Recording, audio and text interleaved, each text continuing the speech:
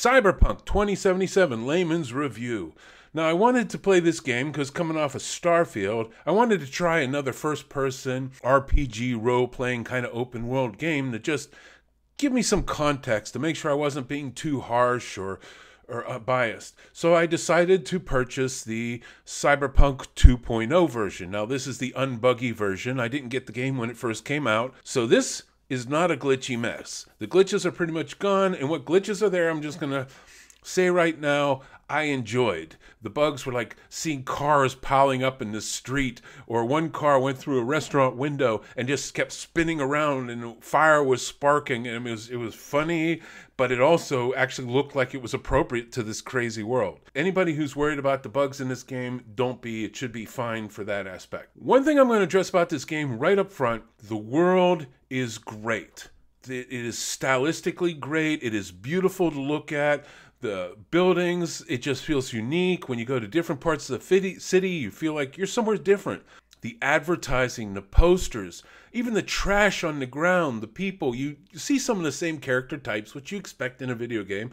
Rare that you would end up seeing the same character and say like, oh, that's the same character. Most of it you didn't think about. So the texture of this game was gorgeous, the style, the atmosphere. So that they did that fantastically. The story aspect, the RPG aspect, at first I was kind of into, you get to pick a background, and that background gives you some dialogue options when you play the game. But you soon realize that they're an optional dialogue option, and there's just a main dialogue option, and that main dialogue option occurs no matter which character class you play, which is a red flag. It tells you that even if you pick these optional background characters, like if you're a nomad or a city kid or a corpo, it doesn't matter because the game's going to play out the same way, because they wouldn't have a neutral option unless you were actually going to end up playing that neutral option inevitably. And that's how it played out. Now, when I played it, I always tried to pick the background choice, and often what I found was you'd have a background choice, but then it would come back and you'd still have to pick the neutral dialogue option anyways, because the story was not going to change with the choices you made. After going through all the dialogue, and I went through so much of it to find out where the texture was, if there was something hidden in the dialogue that you really get to, I didn't really get much more, no matter how deep I dug into the dialogue. The game would have went faster if they just made these cutscenes where you just sit down and you go through a scene where the dialogue plays out as it's going to play out, because it's going to play out a certain way anyways, and you don't have to sit there and just press a button to keep the dialogue going. It's just going to go. There was times where you had to hurry up and press the dialogue button, because there was a timer that would show up.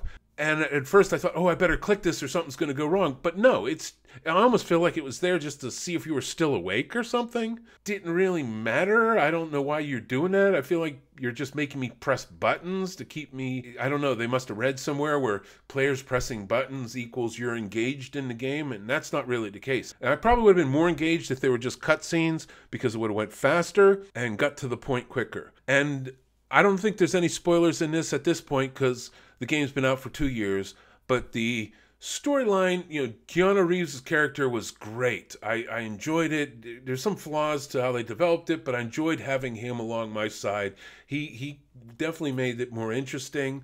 But the main storyline, I don't know about, because you reach the end point, and then it just tells you what happened. And this is a spoiler right here, I guess, but in a way, you're supposed to have released the AI. Then the game ends, and when the game is over, you're given an option, well, do you want to keep playing the game and finish some of your quests or not? But then when you go back to playing the game, it's almost like you go back in time, and that you're playing the game kind of from where you left off, but you're not playing it from after what you did, which means you don't go back to the world and see how your choices affect the world, or how ending the game affected the world, which would have been easy for them to do. And then at the end of the game, when the story's over, you see the changes in the world. We could have seen some of the AI coming back, like taking over the world, doing weird things. Just a little different aspect, and you get to finish your missions, but you also get to see the results of the world as it came through. That would have been great, but no, you don't see any of that, so the whole main story, I actually had to think back, wait, what was the ending of the story? Because I didn't get to that impact. And I think a lot of these games that just end, they miss the fact that playing a game is like having someone pass away. You want to have a wake. You want to have a moment where you absorb what happened and kind of deal with it to move on. So I think when games end, but then you go back to the game and you can keep playing your missions, but you're kind of playing it knowing that the story's over, and you see the loss around you, and you have time to absorb the players' things that have died along the way, or the things that have lived, and the things you achieved. And then when you finally are tired enough and you're done playing the game, you've kind of come to your own point that, like, okay, I've finished the game and I played enough of it that I feel resolved with it, and I can either restart the game or move on to something else. But this game kind of left me feeling, okay, I don't get to see the end world I create, and you're not just letting the game continue on to where I can resolve it. You're saying to me, well, I can continue playing, but I'm not actually continuing to play after this game is ended because it is officially ended. The fighting in this game, I like the gunplay. I like the options. I think the skill trees were really complicated for the length of the game. You really had to make a choice to say, oh, I'm going to dedicate to one tree to really exploit it. And that's what I tried to do my first playthroughs. I wanted to see how I could maximize one skill and just become one type of character and be really good at it. But the game doesn't play out that way because you have these bosses. The best boss in the game, in my opinion, is Atom Smasher, the last boss, because it feels the most balanced. Like, you know, if you picked different varying paths to go on, you could still finish the game at a high level. And I played the game at hard level. I tried it at easy. And if you played it easy, you can pretty much beat every character no matter what choice you choose. But most people don't want to play a game at easy because you know you're going to beat the game. So, normal would be the standard way to play it. But I like playing harder because I like to see the challenge of how smart the AI is when it's pushed to that edge. The AI was good. The enemy AI did well. But the boss thing, the first boss, I didn't enjoy because at that point you're developing a character a certain way, and then this boss kind of comes out of nowhere. It doesn't really make sense because he's the personal security, yet some reason he's going after you, who's getting the snipers instead of protecting the princess or whatever she is, the CEO. You should be protecting her. He just comes after you, and his attacks and everything is so specific that if you have the wrong build, which I did, I built a cool, so I was more of a sniper rifle guy, and then I'm cast into this moment where he's basically fast attacking melee guy who can regen. For someone like me, it didn't actually give me any kind of gameplay options. I was really having to play out of it. I was able to eventually beat him, but it took quite a while to figure out, like, okay, if I stay away from too long, he heals himself up, so I got to keep attacking him, but I don't have fast attacks, I have high-powered attacks, and when I hit him hard, he runs and reaches. It wasn't an enjoyable experience, because the bosses play out the typical video game bosses, which I personally am tired of. The arena where all of a sudden you meet a boss, and all the doors close, and you're just stuck into this area. Like, why? Let yourself run away from a boss every now and then, and let it fully regen, and you got to come back. Because if you can run away, you can change your weapons. The way these games are designed, once it starts, this game especially, you can't shift out of a weapon that you have in a slot, even if you're carrying it in your bag. It won't let you make any changes. So you're kind of stuck in this moment, in this room, having to fight him with whatever you have. Even if you have another weapon on you, you can't change to it. Even if you have another type of grenade or something, you can't change to it. You got to kind of fail and then redo it so that you can reset your weapons before you go in. But that to me is not the way to play a game. You want to be able to make shifts on the fly to see if you're good enough to beat the character, and it just really didn't allow for that. Did like the fact that grenades were an important part of the game, or things that fit in that grenade slot. So rather than you having to go out and constantly collect grenades or run low on them and have to deal with do they weigh something or not, they just made them regenerative. It didn't really make sense why you would be able to regenerate grenades, but it definitely worked for the gameplay option. It made players only limit to like 2 grenades or however many grenades.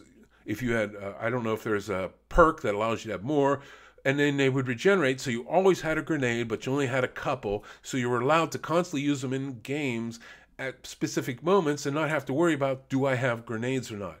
And that is one of those decisions where that game designers do something right, they do it for the player, saying it may not make sense to the world, it may not fit, but it's going to make gameplay better, so let's do it. And they did that, and kudos to them for the whole way they handled the hand grenades in that.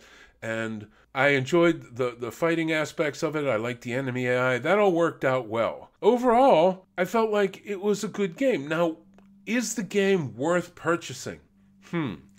Because I played pretty much all the side missions before I went to the final mission, because I'm that kind of player. I like to play all the side missions to see how it can flesh out the world while I'm playing through the main story. So when the game ended, there was only like a handful of side missions left, and I already played them to a certain point where I felt like I had a good idea what those side missions were about. I didn't see the resolution, but I necessarily didn't want to just go back into the game just to play them to play the resolution, because it was maybe a couple more hours of gameplay. I ended the game with about 40 hours, and it's a $60 game. My criteria is always, if you can't get $1 of gameplay per hour, then is it really worth it? I went back and tried restarting with the different character classes, backgrounds, but when you start with the different backgrounds, realize because there's no change, 15 minutes, you're at the same place you would no matter which character you choose. So it's not worth playing with different backgrounds. You really don't get that much out of the game, per se, for doing that. The replayability on Cyberpunk is very limited, and it took them a long time to come out with their new mod, Phantom Liberty, which I'm already hearing people are quite disappointed in that you can play your character to a higher level, but the content itself only adds so many hours, in which case it's like a lot of games. You're just playing it at some point to rank up. I would say if you're really into the style, if you really want to get lost in a world and enjoy it, then this game is definitely worth your money.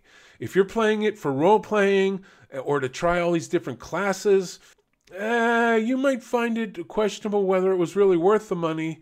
And if you're not into RPG at all, you're going to find yourself clicking a lot of buttons to get through dialogue choices that just could have been played on much quicker, more concise cutscenes. So there I stand with it. It's a toss-up, but I definitely enjoyed it myself. And for my own thing, I think it was worth my money to get lost into the world, just to enjoy it for that aspect. Thank you for listening, and I hope this was helpful, whether you want to play Cyberpunk 2.0 or not.